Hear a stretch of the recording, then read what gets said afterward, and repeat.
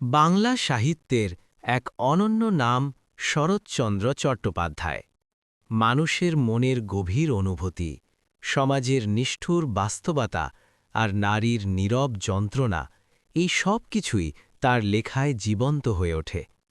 আজ আমরা শুনব তার লেখা হৃদয়স্পর্শী গল্প সতী, যেখানে ভালোবাসা, আত্মত্যাগ আর সামাজিক বন্ধনের কঠিন প্রশ্ন উঠে আসে নিঃশব্দে।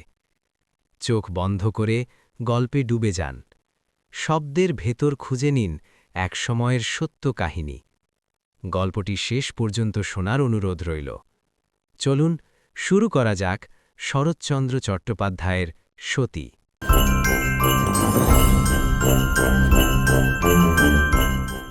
হরিশ পাবনার একজন সম্ভ্রান্ত ভাল উকিল, কেবল ওকালতি হিসাবেই নয়, মানুষ হিসাবেও বটে। দেশের সর্বপ্রকার সদনুষ্ঠানের সহিতই সে অল্পবিস্তর সংশ্লিষ্ট। শহরের কোনো কাজই তাহাকে বাদ দেওয়া হয় না। সকালে দুর্নীতি দমন সমিতির কার্যকরী সভার একটা বিশেষ অধিবেশন ছিল। কাজ সারিয়া বাড়ি ফিরিতে বিলম্ব হইয়া গেছে। এখন কোনো মতে দুটি খাইয়া লইয়া আদালতে পৌঁছিতে পারিলে হয়। বিধবা ছোট বোন উমা কাছে বসিয়া তত্ত্বাবধান করিতেছিল, পাছে বেলার অজুহাতে খাওয়ার ত্রুটি ঘাটে। স্ত্রী নির্মলা ধীরে ধীরে প্রবেশ করিয়া অদূরে উপবেশন করিল, কহিল, কালকের কাগজে দেখলাম আমাদের লাবণ্য প্রভা আসছেন, এখানকার মেয়ে স্কুলের ইন্সপেক্ট্রেস হয়ে। এই সহজ কথা কয়টির ইঙ্গিত অতীব গভীর। উমা চকিত হইয়া কহিল, সত্যি নাকি? তা লাবণ্য নাম এমন তো কত আছে বৌদি। নির্মলা বলিল, তা আছে, ওকে জিজ্ঞাসা করছি। হরিশ মুখ তুলিয়া সহসা কটুকণ্ঠে বলিয়া উঠল, আমি জানব কি করে শুনি? গভর্নমেন্ট কি আমার সঙ্গে পরামর্শ করে লোক বাহাল করে নাকি? স্ত্রী স্নিগ্ধস্বরে জবাব দিল, আহ, রাগ করো কেন? রাগের কথা তো বলিনি। তোমার তদবির তাগাদায় যদি কারোর উপকার হয়ে থাকে সে তো আহ্লাদের কথা। এই বলিয়া যেমন আসিয়াছিল তেমনি মন্থর মৃদুপদে বাহির হইয়া গেল। উমা শশব্যস্ত হইয়া উঠিল, আমার মাথা খাও দাদা, উঠো না উঠো না। হরিশ বিদ্যুৎ বেগে আসন ছাড়িয়া উঠিল, না, শান্তিতে একমুঠো খাবারও জনেই, উফ, আত্মঘাতী না হলে আর। বলিতে বলিতে জুতো বেগে বাহির হইয়া গেল। যাবার পথে স্ত্রীর মধুর কণ্ঠ কানে গেল, তুমি কোন দুঃখে আত্মঘাতী হবে? যে হবে সে একদিন জগৎ দেখবে। এইখানে হরিশের একটু পূর্ববৃত্তান্ত বলা প্রয়োজন। এখন তাহার বয়স 40-এর কম নয়, কিন্তু কম যখন সত্যিই ছিল সেই পাঠ্যাবস্থার একটু ইতিহাস আছে। পিতা রামমোহন তখন বরিশালের সাব জজ। হরিশ গেমে পরীক্ষার পড়া তৈরি করিতে কলিকাতার মেস ছাড়িয়া বরিশালে আসিয়া উপস্থিত হইল। প্রতিবেশী ছিলেন হরকুমার মজুমদার, স্কুল ইন্সপেক্টর। লোকটি নিরীহ, নিরহংকার এবং অগাধ পণ্ডিত। সরকারি কাজে ফুরসাত পাইলে এবং সদরে থাকিলে মাঝে মাঝে আসিয়া সদরআলা বাহাদুরের বৈঠকখানায় বসিতেন। অনেকেই আসিতেন, টাকওয়ালা মুন্সেববাবু, দাড়িসাটা ডেপুটি, মহাস্থবির সরকারি উকিল এবং শহরের অন্যান্য মান্যগণ্যের দল। সন্ধ্যার পরে কেহি প্রায় অনুপস্থিত থাকিতেন না। তার কারণ ছিল, সদরআলা নিজে ছিলেন নিষ্ঠাবান হিন্দু, অতএব আলাপ আলোচনার অধিকাংশই হইত ধর্ম সম্বন্ধে, এবং যেমন সর্বত্র ঘটে এখানেও তেমনি আধ্যাত্ম তত্ত্বকথার শাস্ত্রীয় মীমাংসা সমাধা হইত খণ্ডযুদ্ধের অবসানে। সেদিন এমনি একটা লড়াইয়ের মাঝখানে হরকুমার তাহার বাঁশের ছড়িটি হাতে করিয়া আস্তে আস্তে আসিয়া উপস্থিত হইলেন। এই সকল যুদ্ধবিগ্রহ ব্যাপারে কোনোদিন তিনি কোনো অংশগ্রহণ করিতেন না। নিজে ব্রাহ্ম সমাজভুক্ত ছিলেন বলিয়াই হোক, অথবা শান্ত মৌন প্রকৃতির মানুষ ছিলেন বলিয়াই হোক, চুপ করিয়া শোনা ছাড়া গায়ে পড়িয়া অভিমত প্রকাশ করিবার চঞ্চলতা তার একটি দিনও প্রকাশ পায় নাই। আজ কিন্তু অন্যরূপ ঘটিল। তিনি ঘরে ঢুকিতেই টাকওয়ালা মুন্সেববাবু তাহাকেই মধ্যস্থ মানিয়া বসিলেন। ইহার কারণ, এইবার ছুটিতে কলিকাতায় গিয়া কুঠায় যেন এই লোকটির ভারতীয় দর্শন সম্বন্ধে গভীর জ্ঞানের একটা জনরব শুনিয়া আসিয়াছিলেন। হরকুমার স্মিত হাস্যে সম্মত হইলেন। অল্পক্ষণেই বুঝা গেল শাস্ত্রের বঙ্গানুবাদ মাত্র সম্বল করিয়া ইহার সহিত তর্ক চলে না। সবাই খুশি হইলেন না শুধু সদরআলা বাহাদুর নিজে, অর্থাৎ যে ব্যক্তি জাত দিয়েছে তার আবার শাস্ত্রজ্ঞান কিসের জন্য, এবং বললেনও ঠিক তাই।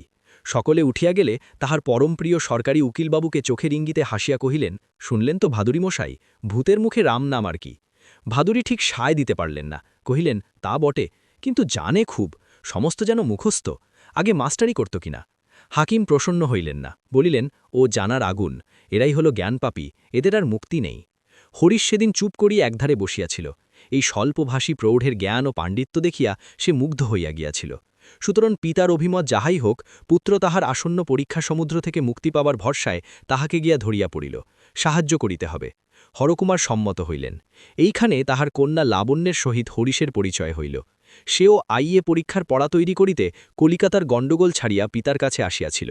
সেই দিন হইতে প্রতিদিনের আনাগোনায় হরিশ পাঠ্যপুস্তকের দুরূহ অংশের অর্থই শুধু জানল না, আরও একটা জটিলতর বস্তুর স্বরূপ জেনে নিল, যা তত্ত্ব হিসাবে ঢের বড়। কিন্তু সে কথা এখন থাক। ক্রমশ পরীক্ষার দিন কাছে ঘেঁষিয়ে আসতে লাগিল। হরিশ কলিকাতায় চলে গেল। পরীক্ষা সে ভালোই দিল এবং ভালো করিয়াই পাশ করল। কিছুকাল পরে আবার যখন দেখা হইল, হরিশ সমবেদনায় মুখ পাংশু করিয়া প্রশ্ন করিল, আপনি ফেল করলেন যে বড়? লাবণ্য কহিল, এইটুকুও পারব না, আমি এতই অক্ষম। হরিশ হেসে ফেলল, বলিল, যা হবার হয়েছে, এবার কিন্তু খুব ভালো করে এক্সামিন দিতে হবে। লাবণ্য কিছুমাত্র লজ্জা পাইল না, বলিল, খুব ভালো করে দিলেও আমি ফেল হব, ও আমি পারব না। হরিশ অবাক হইল, জিজ্ঞাসা করিল, পারবেন না কি রকম? লাবণ্য জবাব দিল, কিরকম আবার কি? এমনি। এই বলিয়া সে হাসি চাপিয়া দ্রুতপদে প্রস্থান করিল। ক্রমশ কথাটা হরিশের মাথার কানে গেল। সেদিন সকালে রামমোহনবাবু মকদ্দমার রায় লিখিতেছিলেন, যে দুর্ভাগা হারিয়েছে, তাহার আর কোথাও কোনো কুলকিনারা না থাকে, এই শুভ সংকল্প কার্যে পরিণত করিতে রায়ের মুসাবিদায় বাছিয়া বাছিয়া শব্দ যোজনা করিতেছিলেন। গৃহিণীর মুখে ছেলের কাণ্ড শুনিয়া তাহার মাথায় আগুন ধরিয়া গেল। হরিশ নরহত্যা করিয়াছে শুনিলেও বোধ করি তিনি এতখানি বিচলিত হইতেন না। দুই চক্ষু রক্তবর্ণ করিয়া কহিলেন, কি, এত বড়? ইহার অধিক কথা তাহার মুখে আর যোগাইল না। দিনাজপুরে থাকিতে একজন প্রাচীন উকিলের সহিত তাহার শিখার গুচ্ছ, গীতার মর্মার্থ ও পেনশনান্তে কাশীবাসের উপকারিতা লইয়া অত্যন্ত মতের মিল ও হৃদ্যতা জন্মিয়াছিল। একটা ছুটির দিনে গিয়া তাহারই ছোট মেয়ে নির্মলাকে আরেকবার চোখে দেখিয়া ছেলের বিবাহের পাকা কথা দিয়ে আসিলেন। মেয়েটি দেখতে ভালো, দিনাজপুরে থাকিতে গৃহিণী তাহাকে অনেকবার দেখিয়াছেন। তথাপি স্বামীর কথা শুনিয়া গালে হাত দিলেন। বল কি গো, একেবারে পাকা কথা দিয়ে এলে? আজকালকার ছেলে? কর্তা কহিলেন, কিন্তু আমি তো আজকালকার বাপ নই, আমি আমার সেকেলে নিয়মেই ছেলে মানুষ করতে পারি। হরিশের পছন্দ যদি না হয়, আর কোনো উপায় দেখতে বলো। গৃহিণী স্বামীকে চিনিতেন, তিনি নির্বাক হইয়া গেলেন। কর্তা পুনশ্চ বলিলেন, মেয়ে ডানা কাটা পরি না হোক, ভদ্র ঘরের কন্যা। সে যদি তার মায়ের সতীত্ব আর বাপের হিদুয়ানি নিয়ে আমাদের ঘরে আসে, তাই যেন হরিশ ভাগ্য বলে মানে। খবরটা প্রকাশ পাইতে বিলম্ব হইল না। হরিশও শুনিল। প্রথমে সে মনে করিল পলাইয়া কলিকাতায় গিয়া কিছু না জুটে টিউশনি করিয়া জীবিকা নির্বাহ করিবে। পরে ভাবিল সন্ন্যাসী হইবে। শেষে পিতা স্বর্গ, পিতা ধর্ম, পিতা হি পরমং তপ ইত্যাদি স্মরণ করিয়া স্থির হইয়া রইল। কন্যার পিতা ঘটা করিয়া পাত্র দেখিতে আসিলেন এবং আশীর্বাদের কাজটাও এই সঙ্গে সারিয়া লইলেন। সভায় শহরের বহু সম্ভ্রান্ত ব্যক্তি আমন্ত্রিত হইয়া আসিয়াছিলেন। নিরীহ হরুকুমার কিছু না জানিয়াই আসিয়াছিলেন। তাহাদের সমক্ষে রায়বাহাদুর ভাবী বৈবাহিক মৈত্র মহাশয়ের হিন্দু ধর্মে প্রগাঢ় নিষ্ঠার পরিচয় দিলেন এবং ইংরাজি শিক্ষার সংখ্যাতীত দোষ কীর্তন করিয়া অনেকটা এইরূপ অভিমত প্রকাশ করিলেন যে তাহাকে 1000 টাকা মাহিনায় চাকরি দেওয়া ব্যতীত ইংরেজের আর কোনো গুণ নাই। আজকাল দিনক্ষণ অন্যরূপ হইয়াছে, ছেলেদের ইংরাজি না পড়াইলে চলে না। কিন্তু যে মূর্খ এই ম্লেচ্ছ বিদ্যা ও ম্লেচ্ছ সভ্যতা হিন্দুর শুদ্ধান্তপুরে মেয়েদের মধ্যে টানিয়া আনে, তাহার ইহকালও নাই, পরকালও নাই। একা হরুকুমার ভিন্ন ইহার নিগূঢ় অর্থ কাহারও অবিদিত রহিল না। সেদিন সভা ভঙ্গ হইবার পূর্বেই বিবাহের দিন স্থির হইয়া গেল এবং যথাকালে শুভ কর্ম সমাধা হইতেও বিঘ্ন ঘটিল না। কন্যাকে শ্বশুরগৃহে পাঠাইবার প্রাক্কালে নির্মলার সতীসাধ্যী মাতা ঠাকুরানী বধূ জীবনের চরম তত্ত্বটি মেয়ের কানে দিলেন। বলিলেন, মা, পুরুষ মানুষকে চোখে চোখে না রাখলেই সে গেল। সংসার করতে আর যাই কেন না ভুলো, কখনো এ কথাটি ভুলো না। তাহার নিজের স্বামী টিকির গোচ্ছা ও শ্রী গীতার মর্মার্থ লইয়া মাতিয়া উঠিবার পূর্ব পর্যন্ত তাহাকে অনেক জ্বালাইয়াছেন। আজিও তাহার দৃঢ় বিশ্বাস, মৈত্র বুড়া চিতায় শয়ন না করিলে আর তাহার নিশ্চিন্ত হইবার জো নাই। নির্মলা স্বামীর ঘর করিতে আসিল এবং সেই ঘর আজ 20 বর্ষ ধরিয়া করিতেছে। এই সুদীর্ঘ কালে কত পরিবর্তন, কত কি ঘটিল। রায়বাহাদুর মরিলেন, স্বধর্মনিষ্ঠ মৈত্র গতাসু হইলেন, লেখাপড়া সাং হইলে লাবণ্যের অন্যত্র বিবাহ হইল। জুনিয়র উকিল হরিশ সিনিয়র হইয়া উঠিলেন। বয়স তাহার যৌবন পার হইয়া প্রৌঢ়ত্বে গিয়া পড়িল। কিন্তু নির্মলা আর তাহার মাতৃদত্ত মন্ত্র এ জীবনে ভুলিল না। এই সজীব মন্ত্রের ক্রিয়া যে এত সত্বর শুরু হইবে তাহা কে জানিত। রায়বাহাদুর তখনও লিবিত, পেনশন লইয়া পাবনার বাড়িতে আসিয়া বসিয়াছেন। হরিশের এক উকিল বন্ধুর পিতৃশ্রাদ্ধের উপলক্ষে কলিকাতা থেকে একজন ভালো কীর্তনবালী আসিয়াছিল। সে দেখতে সুশ্রী এবং বয়স কম। অনেকেরই ইচ্ছা ছিল কাজকর্ম অন্তে একদিন ভালো করিয়া তাহার কীর্তন শোনা। পরের দিন হরিশের গান শুনিবার নিমন্ত্রণ হইল। শুনিয়া বাড়ি ফিরতে একটু অধিক রাত্রি হইয়া গেল। নির্মলা উপরের খোলা বারান্দায় রাস্তার দিকে চাহিয়া দাঁড়িয়েছিল। স্বামীকে উপরে উঠিতে দেখিয়াই জিজ্ঞাসা করিল, গান লাগল কেমন? হরিশ খুশি হইয়া কহিল, খাসা গায়। দেখতে কেমন? মন্দ না, ভালোই। নির্মলা কহিল, তাহলে রাতটা একেবারে কাটিয়ে এলেই তো পারতে। এই অপ্রত্যাশিত কুৎসিত মন্তব্যে হরিশ ক্রুদ্ধ হইবে কি বিস্ময়ে বিভূত হইয়া গেল। তাহার মুখ দিয়া শুধু বাহির হইল, কি রকম? নির্মলা সক্রোধে বলিল, রকম ভালোই। আমি কচি খুকি নই, জানি সব, বুঝি সব। আমার চোখে ধুলো দেবে তুমি? আচ্ছা। উমা পাশের ঘর হইতে ছুটিয়া আসিয়া সভয় কহিল, তুমি করছ কি বৌদি? বাবা শুনতে পাবেন যে। নির্মলা জবাব দিল, পেলেনি বা শুনতে? আমি তো চুপি চুপি কথা কইছি নে। এই উত্তরের প্রত্যুত্তরে যে উমা কি বলিবে ভাবিয়া পাইল না। কিন্তু পাছে তাহার উচ্চস্বরে বৃদ্ধ পিতার ঘুম ভাঙিয়া যায়, এই ভয়ে সে পরক্ষণেই জোর হাতে ক্রুদ্ধ চাপা গলায় মিনতি করিয়া কহিল, রক্ষে করো বৌদি, এত রাত্রে চিঁচি আর কেলেঙ্কারি করো না। বধূর কণ্ঠস্বর ইহাতে বাড়িল বই কমিল না। কহিল, কিসের কেলেঙ্কারি? তুমি বলবে না কেন ঠাকুরজি? তোমার বুকের ভেতরটা তো আর জ্বলে পুড়ে যাচ্ছে না। বলিতে বলিতে সে কাঁদিয়া ফেলিয়া দ্রুত বেগে ঘরে ঢুকিয়া সশব্দে দ্বারে খিল বন্ধ করিয়া দিল। হরিশ কাঠের পুতুলের মতো নিঃশব্দে নিচে আসিয়া বাকি রাতটুকু মক্কেলদের বসিবার বেঞ্চের উপর শুইয়া কাটাইল। অতঃপর দিন দশেকের মতো উভয়ের বাক্যালাপ স্থগিত হইয়া গেল। কিন্তু হরিশকেও আর সন্ধ্যার পরে বাহিরে পাওয়া যায় না। গেলেও তাহার শঙ্কাকুল ব্যাকুলতা লোকের হাসির বস্তু হইয়া উঠিল। বন্ধুরা রাগ করিয়া বলিতে লাগিলেন, হরিশ, যত বুড়ো হচ্ছ রোগও যে তত বেড়ে যাচ্ছে হে। হরিশ অধিকাংশ স্থলেই জবাব দিত না, কেবল খোঁচা বেশি করিয়া বিধিলেই বলিত, এই ঘেন্নায় আমাকে যদি তোমরা ত্যাগ করতে পারো তো তোমরাও বাঁচো, আমিও বাঁচি। বন্ধুরা কহিতেন, বৃথা বৃথা, ওকে লজ্জা দিতে গিয়ে এখন নিজেরাই লজ্জায় মরি।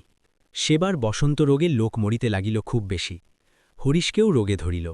কবিরাজ আসিয়া পরীক্ষা করিয়া মুখ গম্ভীর করিলেন, কহিলেন, মারাত্মক, রক্ষা পাওয়া কঠিন। রায়বাহাদুর তখন পরলোকে। হরিশের বৃদ্ধা মাতা আছাড় খাইয়া পড়িলেন। নির্মলা ঘর হইতে বাহির হইয়া কহিল, আমি যদি সতী মায়ের সতী কন্যা হই, আমার নোয়া সিঁদুর ঘুচবে সাধ্ধিকার। তোমরা ওকে দেখো, আমি চললুম। এই বলিয়া সে শীতলার মন্দিরে গিয়া হত্যা দিয়া পড়িল। কহিল, উনি বাঁচেন তো আবার বাড়ি ফিরব, নইলে এইখান থেকে ওর সঙ্গে যাব। 7 দিনের মধ্যে দেবতার চরণামৃত ভিন্ন কেহ তাহাকে জল পর্যন্ত খাওয়াইতে পারিল না। কবিরাজ আসিয়া বলিলেন, মা, তোমার স্বামী আরোগ্য হয়েছেন, এবার তুমি ঘরে চলো। লোকে ভিড় করিয়া দেখিতে আসিল। মেয়েরা পায়ের ধুলা লইল, তাহার মাথায় থাবা থাবা সিঁদুর ঘষিয়া দিল।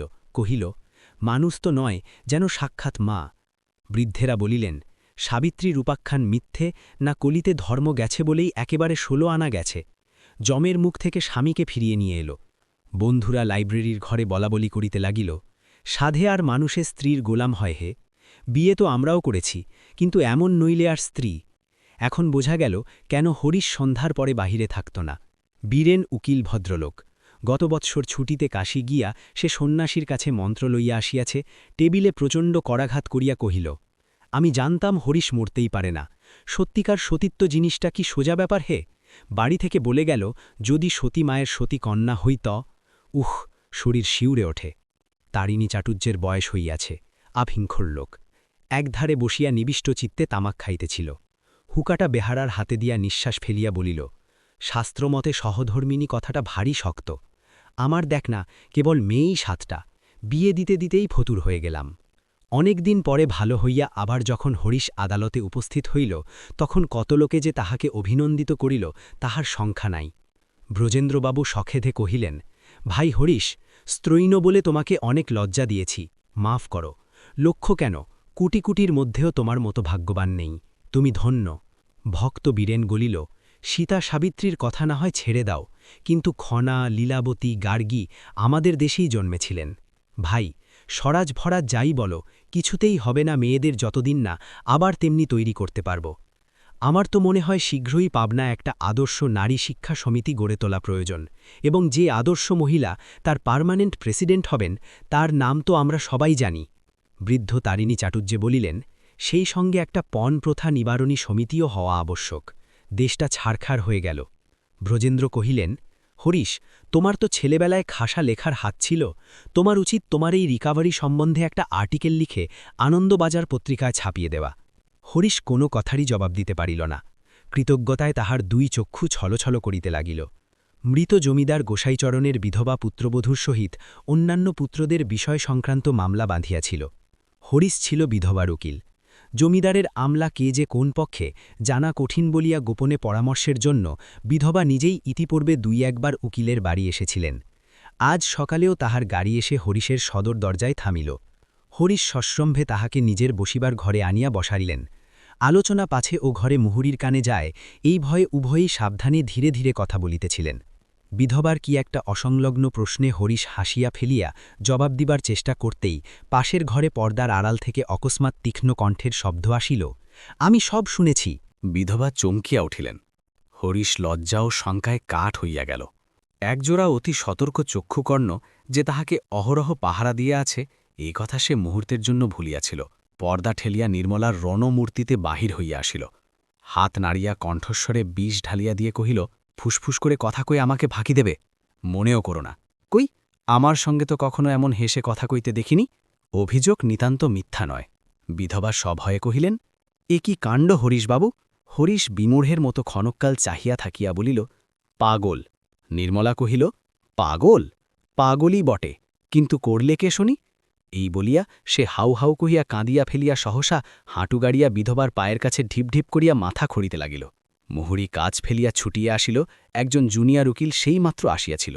সে আসিয়া দ্বারের কাছে দাঁড়াইল। বোস কোম্পানির বিল সরকার তাহারই কাঁধের ওপর দিয়া উঁকি মারিতে লাগিল, এবং তাহাদেরই চোখের সম্মুখে নির্মলা মাথা খড়িতে লাগিল। আমি সব জানি, আমি সব বুঝি, থাকো, তোমরাই সুখে থাকো। কিন্তু সতী মায়ের সতী কন্যা যদি হই, যদি মনে জ্ঞানে এক বই না দুই জেনে থাকি, যদি... এদিকে বিধবা নিজেও কাঁদিয়া ফেলিয়া বলিতে লাগিলেন, এ কি ব্যাপার হরিশবাবু? এ কি দুর্নাম দেওয়া? এ কি আমার? হরিশ কাহারও কোনো প্রতিবাদ করিল না। অধমুখে দাঁড়াইয়া শুধু তাহার মনে হইতে লাগিল, পৃথিবীর দ্বিধা হও না কিসের জন্য? লজ্জায় ঘৃণায় ক্রোধে সেদিন হরিশ সেই ঘরেই স্তব্ধ হইয়া রহিল। আদালতে বাহির হইবার কথা ভাবিতেও পারিল না। মধ্যাহ্নে উমা আসিয়া বহু সাধ্য সাধনা এবং মাথার দিব্যে দিয়া কিছু খাওয়াইয়া গেল। সন্ধ্যার প্রাককালে বামুন ঠাকুর রূপার বাটিতে করিয়া খানিকটা জল আনিয়া পায়ের কাছে রাখিল। হরিশের প্রথমে ইচ্ছা হইল লাথি মারিয়া ফেলিয়া দেয়, কিন্তু আত্মসংবরণ করিয়া আজও পায়ের বুড়ো আঙুলটা ডুবাইয়া দিল। স্বামীর পাদদক না পান করিয়া নির্মলা কোনোদিন জলস্পর্শ করিত না। রাত্রে বাহিরের ঘরে একাকী শয়ন করিয়া হরিশ ভাবিতেছিল, তাহার এই দুঃখময় দুর্ভর জীবনের অবসান হইবে কবে? এমনি অনেক দিন অনেক রকমই ভাবিয়াছে, কিন্তু তাহার এই সতী স্ত্রীর একনিষ্ঠ পতিপ্রেমের সুদুঃসহ নাগপাশের বাঁধন হইতে মুক্তির কোনো পথই তাহার চোখে পড়ে নাই। বছর দুই গত হইয়াছে। নির্মলা অনুসন্ধান করিয়া জানিয়াছে যে খবরের কাগজের খবর ঝুটা নয়। লাবণ্য যথার্থই পাবনার মেয়ে স্কুলের পরিদর্শক হইয়া আসিতেছে। আজ হরিশ একটু সকাল সকাল আদালত হইতে ফিরিয়া ছোট বোন উমাকে জানাইল যে রাত্রের ট্রেনে তাহাকে বিশেষ জরুরি কাজে কলিকাতায় যাইতে হইবে। ফিরতে বোধহয় দিন চারেক লাগবে। বিছানা এবং প্রয়োজনীয় কাপড়চোপড় যেন চাকরকে দিয়া ঠিক করিয়া রাখা হয়। দিন 15 হইল। স্বামী স্ত্রীতে বাক্যালাপ বন্ধ ছিল। রেলওয়ে স্টেশন দূরে। রাত্রি 8টার মধ্যেই মোটরে বাহির হইয়া পড়িতে হইবে। সন্ধ্যার পরে সে মকেদ্দমার দরকারি কাগজপত্র হ্যান্ডব্যাগে গুছাইয়া লইতেছিল। নির্মলা আসিয়া প্রবেশ করিল। হরিশ মুখ তুলিয়া চাহিয়া দেখিল, কিছু বলিল না। নির্মলা ক্ষণকান মৌন থাকিয়া প্রশ্ন করিল, আজ কলকাতায় যাচ্ছ নাকি? হরিশ কহিল, কেন? কেন আবার কি? মকেলের কাজ, হাইকোর্টে মকেদ্দমা আছে, চলো না, আমিও তোমার সঙ্গে যাই। তুমি যাবে? গিয়ে কোথায় থাকবে শুনি? নির্মলা কহিল, যেখানে হোক, তোমার সঙ্গে গাছতলায় থাকতেও আমার লজ্জা নেই। কথাটি ভালো এবং সতী স্ত্রীই উপযুক্ত। কিন্তু হরিশের সর্বাঙ্গে যেন বিছুটি মাখাইয়া দিল। কহিল, তোমার লজ্জা না থাক, আমার আছে। আমি গাছতলার পরিবর্তে আপাতত কোনো এক বন্ধুর বাড়িতে গিয়ে উঠব স্থির করেছি। নির্মলা কহিল, তাহলে তো ভালোই হলো। তার বাড়িতেও স্ত্রী আছে, ছেলে মেয়ে আছে, আমার কোনো অসুবিধা হবে না। হরিশ কহিল, না, সে হবে না। বলা নেই কহা নেই বিনা আহ্বানে পরের বাড়ি তোমাকে নিয়ে গিয়ে আমি উঠতে পারব না। নির্মলা বলিল, পারবে না সে জানি, আমাকে সঙ্গে নিয়ে লাবণ্যর ওখানে ওঠা যায় না। হরিশ খেপিয়া গেল, হাত মুখ নাড়িয়া চিৎকার করিয়া কহিল, তুমি যেমন নোংরা তেমনি মন্দ। সে বিধবা ভদ্র মহিলা, আমিও বা সেখানে যাব কেন, সেও বা আমাকে যেতে বলবে কেন? তাছাড়া আমার সময় বা কই? কলকাতায় গিয়ে পরের কাজে তো নিঃশ্বাস ফেলবারও ফুরসত পাব না। পাবে গো পাবে। এই বলিয়া নির্মলা ঘর হইতে বাহির হইয়া গেল। দিন তিনেক পরে হরিশ কলিকাতা হইতে ফিরিয়া আসিলে স্ত্রী কহিল, 4-5 দিন বলে গেলে 3 দিনেই ফিরে এলে যে বড়। হরিশ কহিল, কাজ ঢুকে গেল, চলে এলাম। নির্মলা জোর করিয়া একটু হাসিয়া প্রশ্ন করিল, লাবণ্যর সঙ্গে দেখা হয়নি বুঝি? হরিশ কহিল, না।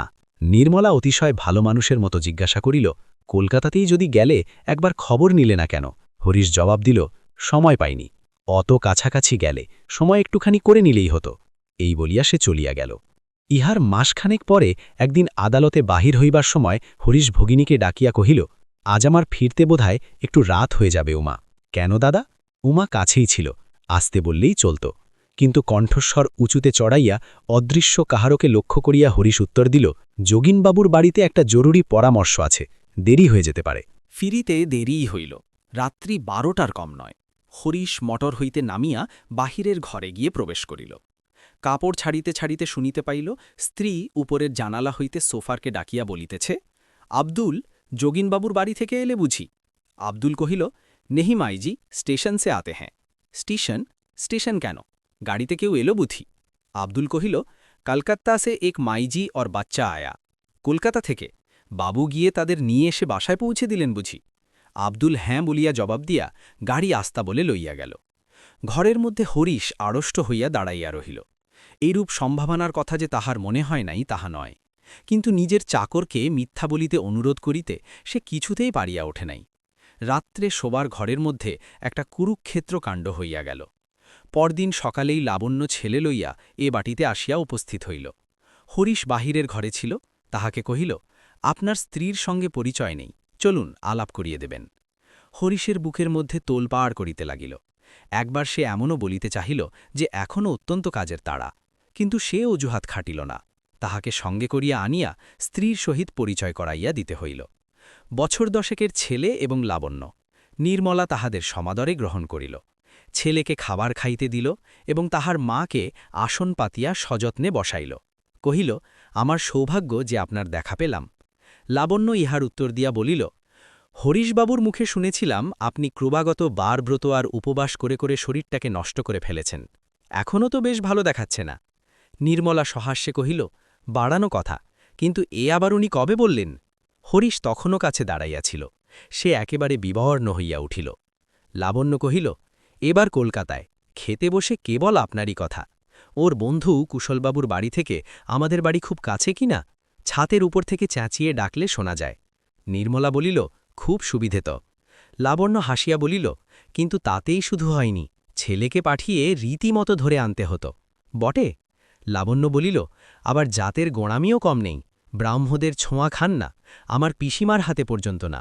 সমস্তই আমাকে নিজে রেধে নিজে পরিবেশন করতে হতো। এই বলিয়া সে হাসি মুখে সকৌতিকে হরিশের প্রতি চাহিয়া বলিল, আচ্ছা, এর মধ্যে আপনার কি লজিক আছে বলুন তো? আমি কি ব্রাহ্ম সমাজ ছাড়া? হরিশের সর্বাঙ্গ ঝিমঝিম করিতে লাগিল। তাহার মিথ্যাবাদিতা প্রমাণিত হওয়ায় তাহার মনে হইল এতদিনে মা বসুমতা দয়া করিয়া বোধহয় তাহাকে জঠরে টানিয়া লইতেছেন।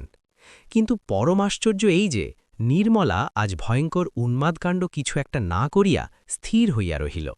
সংশয়ের বস্তু অবিসংবাদী সত্যরূপে দেখা দিয়া বোধহয় তাহাকেও হতচেতন করিয়া ফেলিয়াছিল। হরিশ বাহিরে আসিয়া স্তব্ধ পাংশুমুখে বসিয়া রহিল। এই ভীষণ সম্ভাবনার কথা স্মরণ করিয়া লাবণ্যকে পূর্বাহ্নে সতর্ক করিবার কথা বহুবার তাহার মনে হইয়াছে, কিন্তু আত্ম অবমাননাকর ও একান্ত মর্যাদাহীন লুকোচুরির প্রস্তাব সে কোনো মতেই এই শিক্ষিত ও ভদ্র মহিলাটির সম্মুখে উচ্চারণ করিতে পারিয়া নাই। লাবণ্য চলিয়া গেলে নির্মলা ঝড়ের বেগে ঘরে ঢুকিয়া বলিল, ছি, তুমি এমন মিথ্যেবাদী, এত মিথ্যে কথা বলো? হরিশ চোখ রাঙিয়া লাফাইয়া উঠিল। বেশ করি বলি, আমার খুশি। নির্মলা ক্ষণকাল স্ত্রীর মুখের প্রতি নিঃশব্দে চাহিয়া থাকিয়া কেঁদে ফেলিল।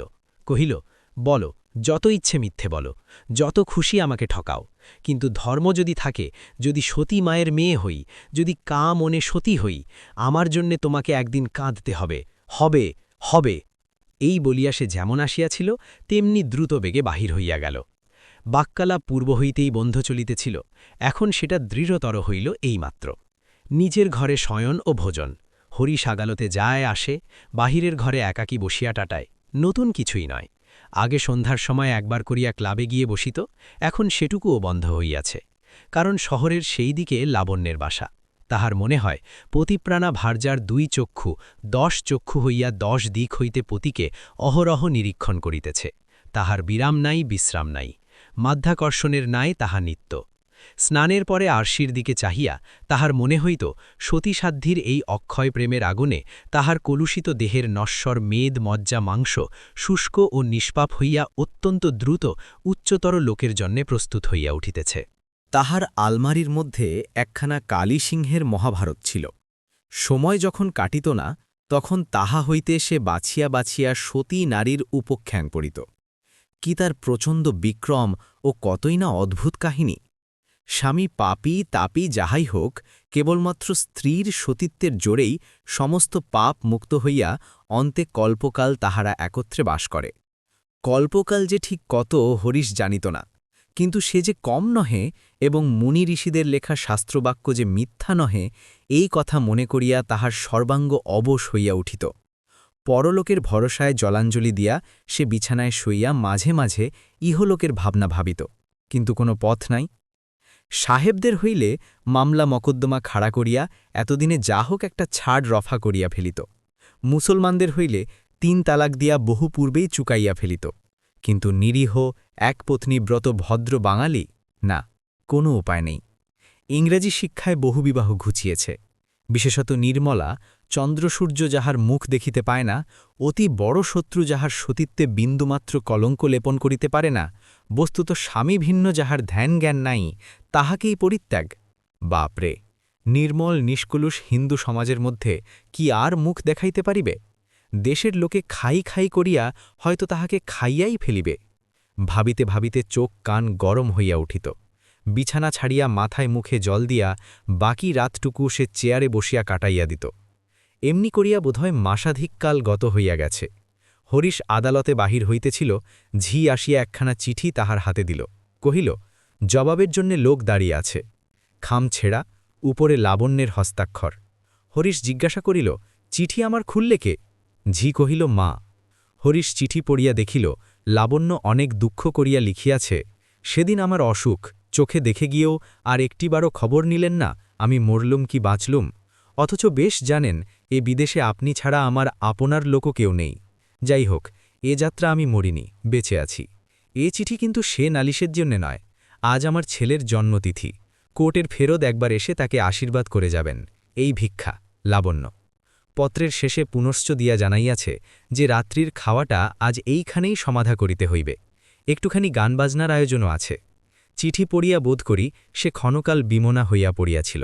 হঠাৎ চোখ তুলিতেই দেখিতে পাইল ঝি হাসি লুকাইতে মুখ নিজু করিল, অর্থাৎ বাটির দাসী চাকরের কাছেও এ যেন একটা তামাশার ব্যাপার হইয়া উঠিয়াছে। এক মুহূর্তে তাহার শিরার রক্ত আগুন হইয়া উঠিল। ইহার কি সীমা নাই? যতই সহিতেছি ততই কি পীড়নের মাত্রা বাড়িয়া চলিয়াছে? জিজ্ঞাসা করিল, চিঠি কে এনেছে? তাদের বাড়ির ঝি। হরিশ কহিল, তাকে বলে দাও গে আমি কোর্টের ফেরত যাব। এই বলিয়া সে বীর দর্পে মটরে গিয়া উঠিল। সে রাত্রে বাড়ি ফিরিতে হরিশের বস্তুত অনেক রাত্রিই হইল। গাড়ি হইতে নামিতেই দেখিল তাহার উপরের শোবার ঘরের খোলা জানালায় নির্মলা পাথরের মূর্তির মতো স্তব্ধ হইয়া আছে। ডাক্তারের দল অল্পক্ষণ হইল বিদায় লইয়াছেন। পারিবারিক চিকিৎসক বৃদ্ধ জ্ঞানবাবু যাইবার সময় বলিয়া গেলেন, বোধহয় সমস্ত আফিংটাই বার করে ফেলা গেছে, বৌমার জীবনের আর কোনো শঙ্কা নেই। হরিশ একটুখানি ঘাড় নাড়িয়া কি ভাব যে প্রকাশ করিল, বৃদ্ধ তাহাতে মনোযোগ করিলেন না। কহিলেন, যা হবার হয়ে গেছে, এখন কাছে কাছে থেকে দিন 2 সাবধানে রাখলেই বিপদটা কেটে যাবে। যে আজ্ঞে, বলিয়া সে স্থির হইয়া বসিয়া পড়িল। সেদিন বার লাইব্রেরির ঘরে আলোচনা অত্যন্ত তীক্ষ্ণ ও কঠোর হইয়া উঠিল। ভক্ত বীরেন কহিল, আমার গুরুদেব স্বামীজি বলেন, বীরেন, মানুষকে কখনো বিশ্বাস করবে না। সেদিন গোসাইবাবুর বিধবা পুত্রবধূর সম্বোধে যে স্ক্যান্ডালটা প্রকাশ হয়ে পড়েছিল, তোমরা তা বিশ্বাস করলে না, বললে হরি সে কাজ করতেই পারে না। এখন দেখলে গুরুদেবের কৃপায় আমি এমন অনেক জিনিস জানতে পারি তোমরা যা ড্রিম করো না। ব্রজেন্দ্র বলিল, উফ, হরিশটা কি স্কাউন্ড্রে, ওরকম সতীসাধ্যী স্ত্রী যার, কিন্তু মজা দেখেছ সংসারে, বদমাইশগুলোর ভাগ্যেই কেবল এই রকম স্ত্রী জোটে।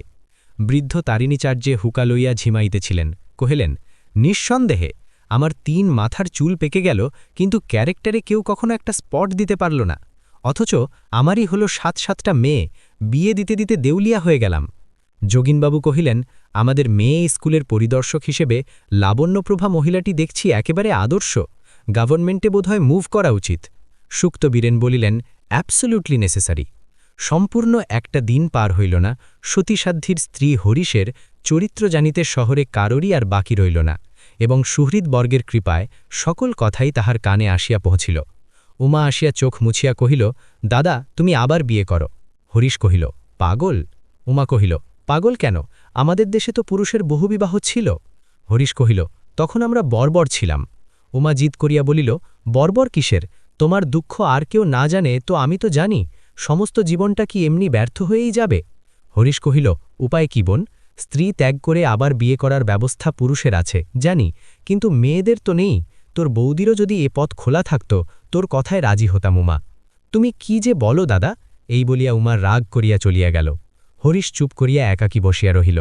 তাহার উপায়হীন অন্ধকার চিত্ততল হইতে কেবল একটি কথাই বারংবার উত্থিত হইতে লাগিল, পথ নাই, পথ নাই।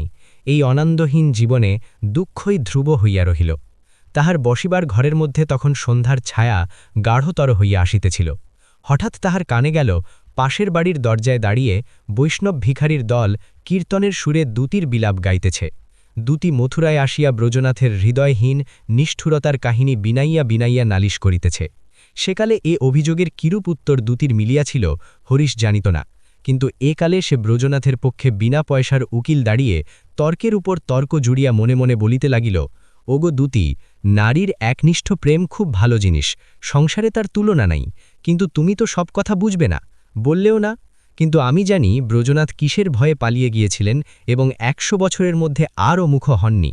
কংস-টংস সব মিথ্যে কথা, আসল কথা শ্রীরাধার এই একনিষ্ঠ প্রেম। একটু থামিয়া বলিতে লাগিল, তবু তো তখনকার কালে ঢের সুবিধে ছিল, মধুরায় লুকিয়ে থাকা চলত, কিন্তু এ কাল ঢের কঠিন, না আছে পালাবার জায়গা, না আছে মুখ দেখাবার স্থান। এখন ভুক্তভোগী ব্রজনাথ, দয়া করে অধীনকে একটু শীঘ্র পায়ে স্থান দিলেই বাঁচি।